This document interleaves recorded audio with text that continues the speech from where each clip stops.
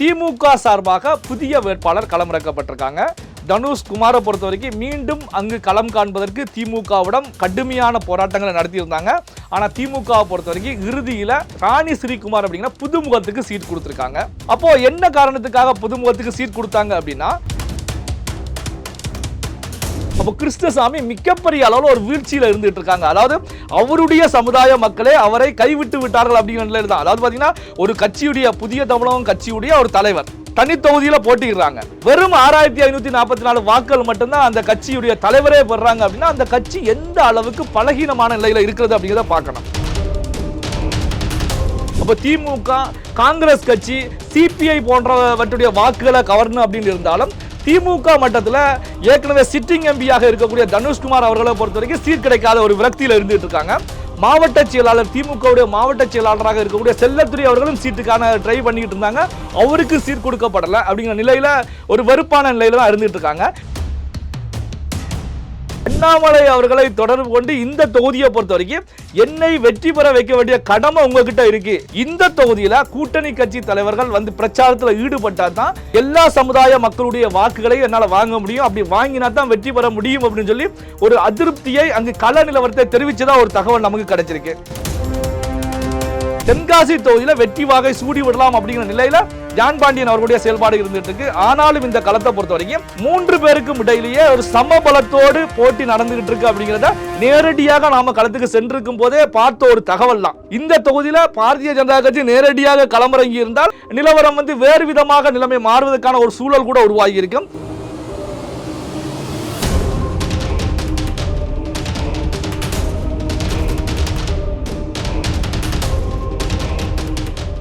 Thailand இன்பச் சுற்றுலா 4 பகல் 5 இரவுகள் ஒரு நபருக்கு வெறும் 41,000 மட்டுமே.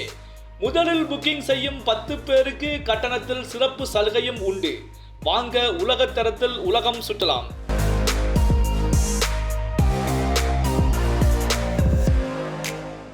ரியல் ஒன் வாய்ஸ் நேயர்களுக்கு வணக்கம். இன்று நம்முடன் நேர்காணலுக்காக பத்திரிகையாளர் நெல்லை சிவா இணைந்திருக்கார். வணக்கம் சார். வணக்கம் வினோத் சார். இந்த நாடாளுமன்ற தேர்தல் ரொம்ப பரபரப்பாக போயிட்டு இருக்குன்னே சொல்லலாம் சார். இந்த நிலையில தென்காசியின் தொகுதியின் கள நிலவரம் எப்படி சார் இருக்கு? யார் முன்னணியில் இருக்காங்க சார்? தென்காசி நாடாளுமன்ற தொகுதியை குறித்து நாம் இப்போ விரிவாக பார்க்கலாம். பார்த்தா தான் இந்த பதிவுக்கு வலு சேர்ப்பதாக பல்வேறு தகவல்களை நம்ம வாக்காளர்களுக்கு தெரிவிக்கக்கூடிய நிலையும் உருவாகும்.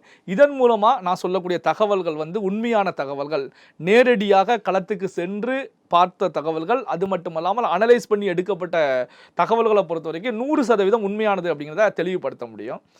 இந்த தென்காசி நாடாளுமன்ற தொகுதியை பொறுத்த வரைக்கும் 1957ஆம் ஆண்டு உருவானதில் இருந்து இந்த தொகுதி தனித்தொகுதியாக தான் இந்த தொகுதி இருந்துட்டு இருக்கு.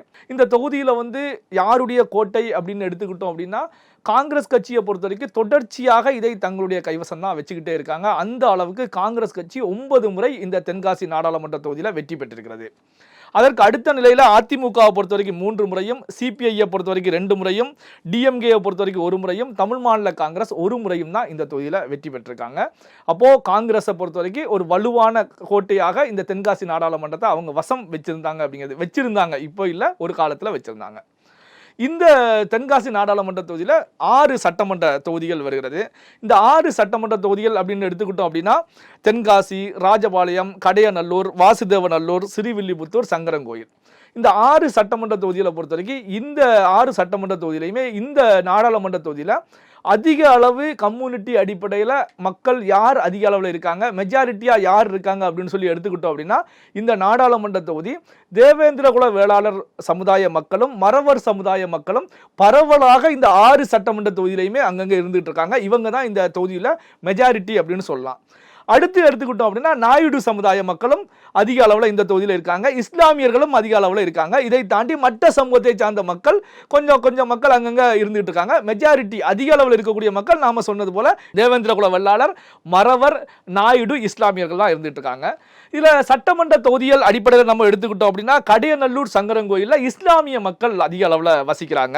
அதே நேரத்தில் இந்த சங்கரன்கோயில், ஸ்ரீவில்லிபுத்தூர், வாசுதேவநல்லூர் போன்ற பகுதிகளை பொறுத்த வரைக்கும் நாயுடு சமுதாய மக்கள் அதிக அளவில் இருக்காங்க. ஸோ இதுதான் இந்த தொகுதியில் சமுதாய அடிப்படையில் மக்கள் இருக்கக்கூடிய தொகுதி. இந்த தென்காசி நாடாளுமன்ற தொகுதியில் கடந்த 2019 நாடாளுமன்ற தேர்தலை நாம் எடுத்து பார்த்தோம் அப்படின்னா, தனுஷ்குமார் திமுக சார்பாக வெற்றி பெற்றார். அதாவது இந்த தொகுதியில் திமுக முதன்முறையாக வெற்றி பெறுகிறது. ஏன்னா இதற்கு முந்தைய நிலையில திமுக ஒரு முறை கூட வெற்றி பெற்றது கிடையாது. முதன்முறையாக அதிமுகவை தோற்கடித்து, அதிமுக சார்பாக யாருன்னா டாக்டர் கிருஷ்ணசாமி, இப்போது அதிமுகவுடைய வேட்பாளராக இருக்கக்கூடிய டாக்டர் கிருஷ்ணசாமியை எதிர்த்து களம் கண்டு திமுக வேட்பாளர் தனுஷ்குமார் சுமார் 1,20,000 வாக்கள் வித்தியாசத்தில் இந்த தென்காசி நாடாளுமன்ற தொகுதியில் வெற்றி பெறாங்க. இதில் கவனிக்கப்பட வேண்டிய இன்னொரு விஷயம் என்ன அப்படின்னா, தமிழ்நாட்டில் இருந்து இந்திய நாடாளுமன்றத்துக்கு சென்ற எம்பிக்களில் அட்டனன்ஸ் வந்து 99% வைத்திருக்கக்கூடிய ஒரே எம்பி யார் அப்படின்னா தனுஷ்குமார் தான் சொல்ல முடியும். இங்கே 200க்கும் மேற்பட்ட விவாதங்களில் கலந்துக்கிட்டு இருக்காங்க. தன்னுடைய தொகுதி குறித்து 300க்கும் மேற்பட்ட கேள்விகளையும் எழுப்பியிருக்காங்க. அதாவது நாடாளுமன்றத்தில் சிறப்பாக செயல்பட்ட எம்பி அப்படின்னு சொல்லி இவரை நாம சொல்ல முடியும். ஏன்னா மக்களுடைய குறைகளை அந்த அளவுக்கு பிரதிபலிச்சிருக்காங்க. சரி, 2019 திமுக 1,20,000 வாக்குகளில் வெற்றி பெறாங்க. 2021 சட்டமன்ற தேர்தலை நாம எடுத்து பார்த்தோம் அப்படின்னா, சட்டமன்ற தேர்தலில் லீடிங்கை பொறுத்த வரைக்கும் திமுக வீழ்ச்சியை சந்திக்கிறது. வெறும் 25,000 வாக்கள் லீடிங்கில் தான் இந்த தொகுதியில் வந்து திமுகவுடைய வாக்கு சதவீதம் இருக்கு. அப்போ நாடாளுமன்ற தேர்தலில் 1,20,000 இருந்தது. என்ன காரணத்துக்காக சட்டமன்ற தேர்தலில் திமுக வீழ்ச்சியை சந்தித்திருக்கிறது அப்படிங்கிறதையும் நாம கவனிச்சு பார்க்க வேண்டிய ஒரு முக்கியமான விஷயமா தான் இருந்துட்டு இருக்கு. ஸோ இந்த தொகுதியை பொறுத்த இப்போ நாடாளுமன்ற தேர்தலில் யார் யார் களம் காண்றாங்க அப்படின்னா, திமுக சார்பாக புதிய வேட்பாளர் களமிறக்கப்பட்டிருக்காங்க. தனுஷ்குமாரை பொறுத்த வரைக்கும் மீண்டும் அங்கு களம் காண்பதற்கு திமுகவிடம் கடுமையான போராட்டங்களை நடத்தியிருந்தாங்க. ஆனால் திமுகவை பொறுத்த வரைக்கும் இறுதியில் ராணி ஸ்ரீகுமார் அப்படிங்கிற புதுமுகத்துக்கு சீட் கொடுத்துருக்காங்க. அப்போ என்ன காரணத்துக்காக புதுமுகத்துக்கு சீட் கொடுத்தாங்க அப்படின்னா, தமிழகத்தில் இருக்கக்கூடிய 39 தொகுதியில் திமுக போட்டியிடக்கூடிய தொகுதியில் பெண் வேட்பாளர்கள் அப்படின்னா 2 பேருக்கு தான் கொடுத்துருக்கோம். கண்டிப்பாக பெண் வேட்பாளர்கள் அதிக அளவில் கொடுக்கணும் அப்படிங்கிற கட்டாயத்தின் அடிப்படையில் தான் தென்காசியில் ராணி ஸ்ரீகுமாருக்கு சீட் கொடுத்ததா திமுக வட்டாரத்திலேயே பேச்சு அடிபட்டு இருக்கு. அதாவது பார்த்தீங்கன்னா, தூத்துக்குடியில் கனிமொழிக்கும் தென் சென்னையில் தமிழச்சி 2 பெண் வேட்பாளர்கள் தான் இருக்காங்க. அப்போ இன்னொரு பெண் வேட்பாளருக்கு சீட் கொடுக்கணும் அப்படின்னு சொல்லி தான் தென்காசி தொகுதியை ராணி எம் குமாருக்கு கொடுக்கப்பட்டதாக திமுக வட்டார செய்திகளே சுட்டி காட்டிக்கிட்டு இருக்கு. அப்போ பார்த்தீங்கன்னா கட்டாயத்தின் அடிப்படையில் கொடுத்துருக்காங்க. அதிமுகவை பொறுத்த வரைக்கும் கடந்த முறை அதிமுக கூட்டணியில் போட்டியிட்ட அதே கிருஷ்ணசாமி தான் இப்போ வந்து அதிமுக சார்பாக களம் கண்டிருக்காங்க. பாரதிய ஜனதா கட்சியோடு தொடர்ச்சியாக பயணித்த கிருஷ்ணசாமி தான் இப்போ பாரதிய ஜனதா கட்சியை விட்டு வெளியேறி வந்துட்டேன் அப்படிங்கிற நிலையில பிரச்சாரங்களை முன்னெடுத்து சென்றுட்டு இருக்காங்க. அதுக்கப்புறம் அதிமுக சார்பாக ஜான் பாண்டியன் இங்க களத்தில் இருக்காங்க. நாம் தமிழர் கட்சி சார்பாக இசை மதிவாணன் வந்து களத்தில் இருக்காங்க.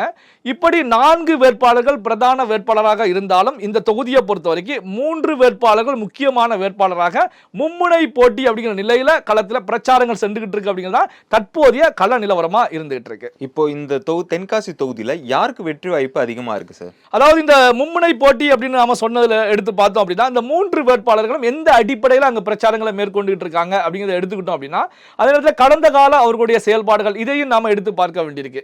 இப்போ எடுத்துக்கிட்டீங்கன்னா, கிருஷ்ணசாமியை பொறுத்த வரைக்கும் அவர் கட்சி ஆரம்பித்த காலகட்டத்தில் தனித்து நின்று சுயேட்சையாக நின்று வெற்றி பெற்ற காலகட்டம் இருக்கிறது. அதன் பிறகு பார்த்தீங்கன்னா தொடர்ச்சியாக தொடர் தோல்விகளையே சந்திச்சுக்கிட்டு வர்றாரு கிருஷ்ணசாமி அவர்கள்.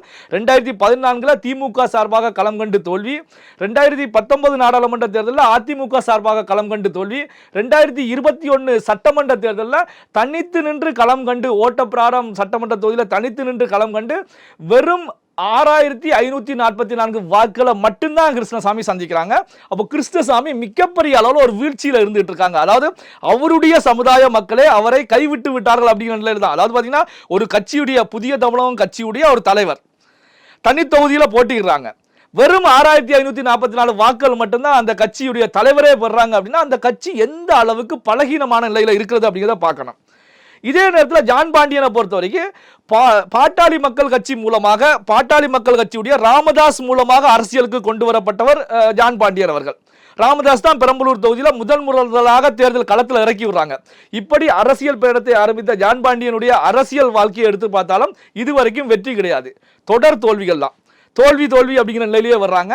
ஆனால் இந்த முறை தென்காசி நாடாளுமன்ற தொகுதியை பொறுத்த வரைக்கும் பாரதிய ஜனதா கட்சி நேரடியாக களம் காணும் அப்படிங்கிற நிலையில் தான் எதிர்பார்க்கப்பட்டுச்சு. ஏன்னா பாஜகவை பொறுத்த வரைக்கும் அங்கு பாரதிய ஜனதா கட்சிக்கு ஒரு செல்வாக்கு இருக்கிறது.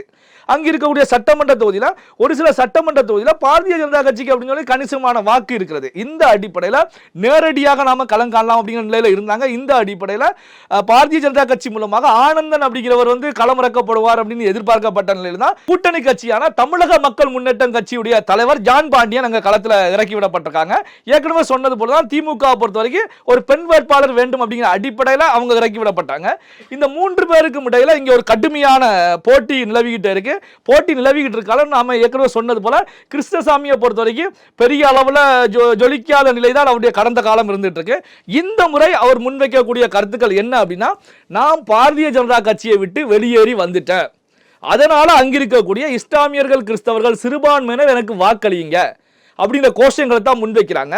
இதை தாண்டி அதிமுகவுடைய வாக்கு வங்கி தனக்கு சாதகமாக இருக்கும் அப்படின்னு சொல்லி கிருஷ்ணசாமி எதிர்பார்க்கிறாங்க. ஆனால் அதிமுகவை பொறுத்த வரைக்கும் தென் மாவட்டங்களில் பலகீனமான நிலையில் தான் இருந்துகிட்டு இருக்கு. குறிப்பாக கம்யூனிட்டி அடிப்படையில் எடுத்து பார்க்கும் போதும் நாம் அங்கே வந்து மறவர் சமுதாய மக்கள் பரவலாக இருக்கக்கூடிய தொகுதி, மெஜாரிட்டியாக இருக்கக்கூடிய தொகுதி அப்படிங்கிறத நாம் சுட்டி காட்டியிருந்தோம்.